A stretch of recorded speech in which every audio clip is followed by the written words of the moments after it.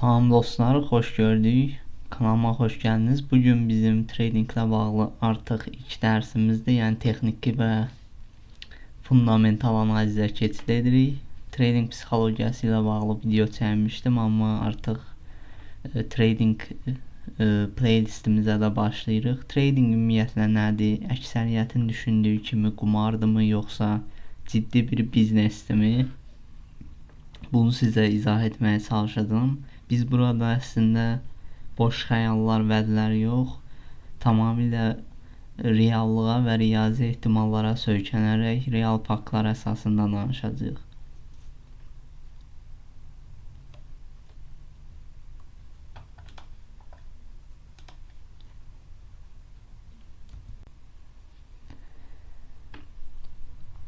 Gəlin ən sadə yerdən, təməldən başlayaq. Trading nədir? Çox sadə dildə desək, bazarda iki əsas əməliyyat növü var. Birincisi long, yəni hər hansı bir aktivi ucuz alıb baha satmaq.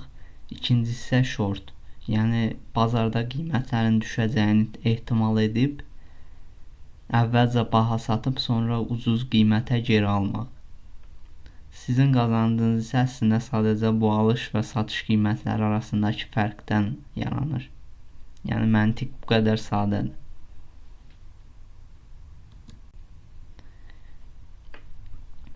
Traderlər arasında ən böyük, bu işə yeni başlayan insanlar arasında ən böyük çaşqınlıq bu işin qumarla səhv salınması ya da digər heç bir riyazi və statistiki olaraq ehtimalları özümüzə çevirə bilməyəcəyimiz şeylərlə müqayisə olunmasıdır. Yəni cəmiyyətdən böyük səhv anlayış var ki, trading qumardır, nə bilim nə.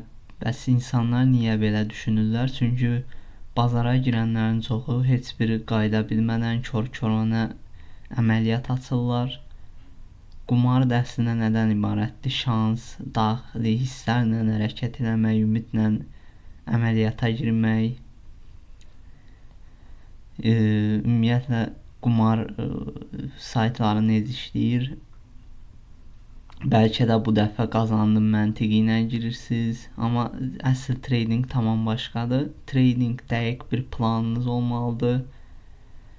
Riyazi ehtimalları öz tərəfimizə çəkirik və edge dediyimiz, yəni bizə üstünlük verən bir sistemə sadiq qalaraq qazanc qazanmağa çalışırıq. Yəni edge dediyimiz şey sizin əslində bazardakı üstünlüyünüzdür.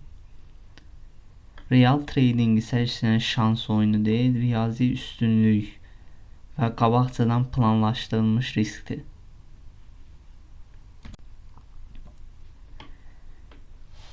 Məsələn, qumarbaz trader dediyimiz şəxsin əslində iki fərqli yanaşma var. Biri qumarbaz, biri də peşəkar. Gəlin birinci qumarbaz psixologiyasına sahib traderin nə düşündüyünə baxaq. O nə edir? Yalnız şansı ümid edir. Həmişə düşünür ki, bu dəfə mütləq qiymət qalxacaq. İtkini qəbul etmir. Səhvini görməzdən gəlir. Onun üçün trading əslində sanki bir kazinodur. Məqsəd pul qazanmaqdan çox o həyəcanı, o adrenalini yaşamaqdır. Nəticə belə insanlar həmişə pulunu itirir, amma əsl səbəbi heç vaxt özlərində görmürlər. İndi isə peşəkar traderin psixologiyasına baxaq. Peşəkar trader nə edir? O yalnız riski hesablayır. Əməliyyata girməzdən əvvəl işlər tərsə getsə nə qədər itirəcəyini tam riyazi olaraq bilir. Bir plan əməl edir, hisslərini kənara qoyur. Birisi əslində peşəkar tradingdə çox sıxıcı bir prosesdir. Görsəniz, profitable traderların çoxu sadə həyatları var, sıxıcı rutini izləyirlər. Çünki orada həyəcan və ya adrenalin yoxdur. Sadəcə quru sistemi intizamla təkrar etmək var. Məhz bu sıxıcı prosesdə zaman keçdikcə siz təkrarladıqca əslində qazanan tərəf olursunuz.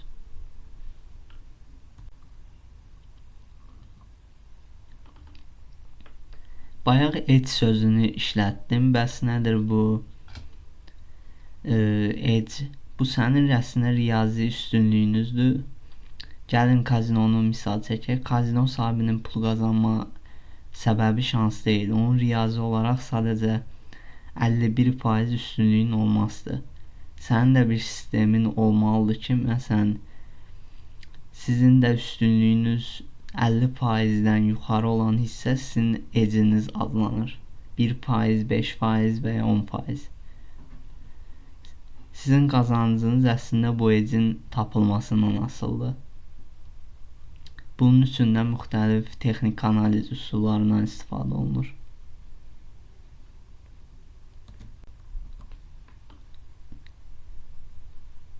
Məncə ən vacib slaytlarımızdan biri də budur ki, bizi qoruyan əsas silahımız stop loss'dur. Stop loss sizin kapitalınızın əslində bir qalxanı deyə bilərik.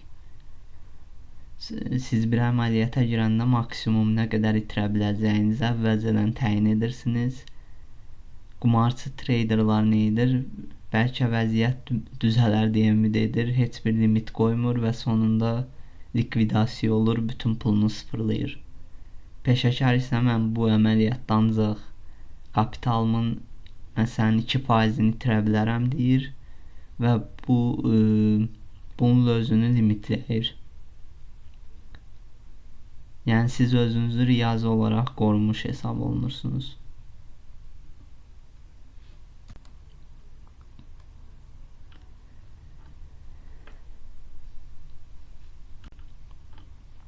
Çox adam elə bilir ki, bazarda qazanmaq üçün hər əməliyyatda düzgün qərar verməlidir. Xeyr, bu əslində yalandır. Qələbə faizin, yəni win rate cəmi 50% olsa belə, yəni atdığın 2 addımdan biri səhv olsa belə sən böyük pullar qazana bilərsən.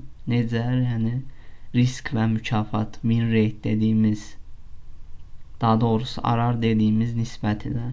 Əgər məsələn hər dəfə bir risk edib 3 qazanırsınızsa 1-ə 3 nisbəti yarı-yarıya səhv etməyiniz sizin heç nəyi dəyişmir. Yenə də qazanclı ola bilirsiniz.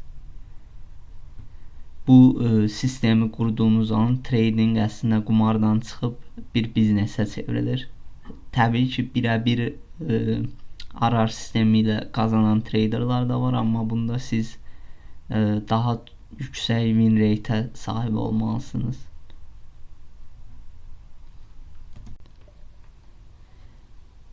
Bunu belə də göstərə bilərik. Yəni məsələn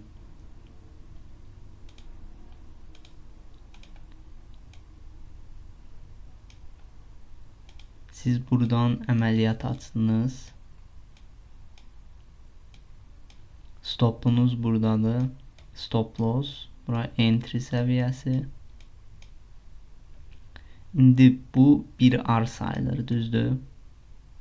1R. Siz bu qutudan birini çəkəndə bu 1R sayılır artıq. Gördüyünüz qiymət buradan eyni məsafədə uzaqlaşdısa siz 1R xeyirdə olmuş sayılırsınız. Əgər qiymət bundan bir eyni vəziyyətdə də uzaqlaşsa artıq bu 2R olur. Təbii ki, sizə əks bu short əməliyyata aiddir. Yəni qiymətin aşağı gedəcəyini düşünürük. Əgər qiymət yuxarı getsə siz 1R zərərdə olursunuz. Aşağı düşsə isə 2R müsbət qazanclı olmuş olursunuz.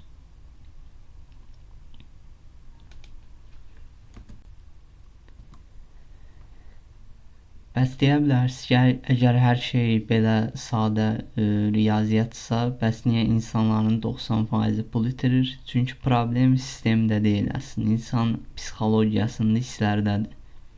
İki böyük tələb var burada, FOMO, yəni fürsəti qaçırmaq qorxusu, qorxursan deyə plansız əməliyyata girirsən və ikincisi də tamahkarlıq.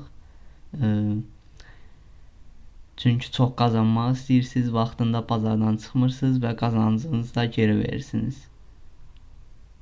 Əslində sıradan çıxan da sistemi pozan da insanın özüdür. Çünki sistem qüsursuz işləyir. Əgər bu işə həqiqətən də yeni başlayırsınızsa, ilk il üçün bir çoxları barlanmaq istəyir, amma əslində bizim məqsədimiz bazarda sağ qalmaq olmalıdır. Birinci il sizin öyrənmə dövrünüzdür. Siz bazarı, sistemi və ən əsası psixologiyanızı təkmilləşdirirsiniz. Kiçik pullar itirərək jurnal tutursunuz. Səhvlərinizi düzəldirsiniz və emosional dözümlülük qazanırsınız. Yəni siz düzgün zehniyyəti qursanız, pul özü gələcək. Bugünkü dərsimizin də sonuna gəldik. Biz nə öyrəndik? Anladıq ki, trading qumar deyil, tamamilə riyaziyyatdır. Risk idarəçiliyinin nə qədər həyata əhəmiyyət daşıdığını və win rate ilə arar nisbətinin məntiqini gördük.